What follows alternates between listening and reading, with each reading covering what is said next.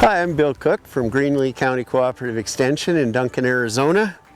We're doing a little bit of Scion collection, and we have a couple of pretty good videos on Scion collection. We just thought it might be nice to get to a few of the finer points here since we've had such good response. So what I'd like to talk about is the individual buds here. We've got a video about taking the Scion and another about processing it, but I'd like to break this down to the individual cuttings. Okay, so here we have a nice piece of Scion off of a Fuji apple tree. This will make some really nice Scion for grafting. But if we really want to take this up a notch and improve the performance of these grafts, we want to start looking at the individual buds. Here, you can see what these buds look like. We start getting up into midsummer when it was really hot. Well, looky there. Compare this bud to this bud.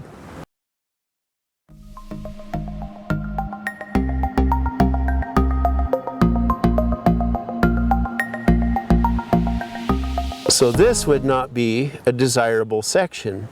So what we're after here, we've got some really nice fat and sassy buds, and we're going to make that the top, and then we're going to come down here and we're going to cut this. Now we have a nice piece with a couple really fat, very well spaced buds at the top, whereas opposed to this, if this were the top, well, they might go and they might not. So that little section we might just leave behind. Late summer, it cools off a little bit and they start getting fat and sassy again. So here we've got some real nice close spacing. And we come down here, and there is another really nice piece because we have very healthy buds.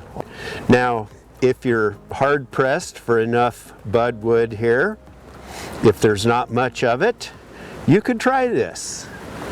But given the option, you will look for something that's a little healthier.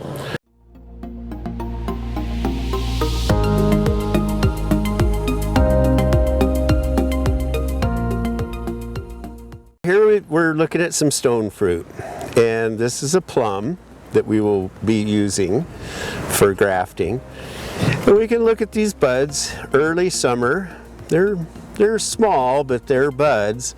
But we get up in here during the heat of the year and you'll see some of those buds are a little dried up looking.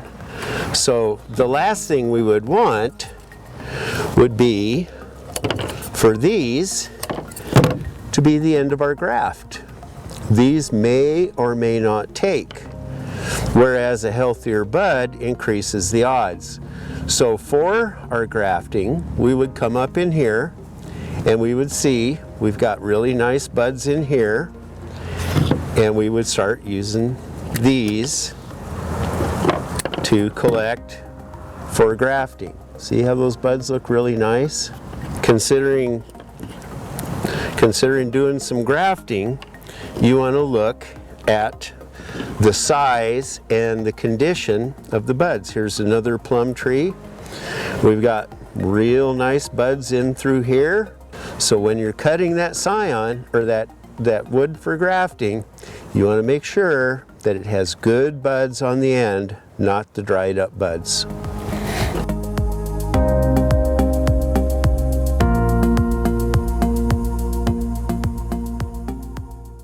So here we're looking at a peach or a nectarine.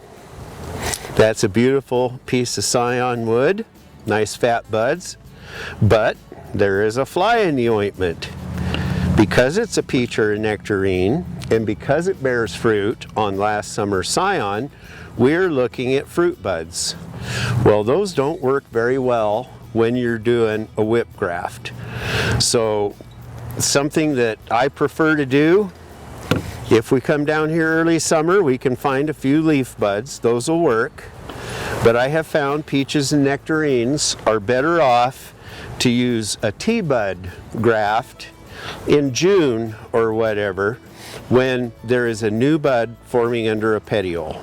You might be spitting in the wind trying to use this for a whip graft.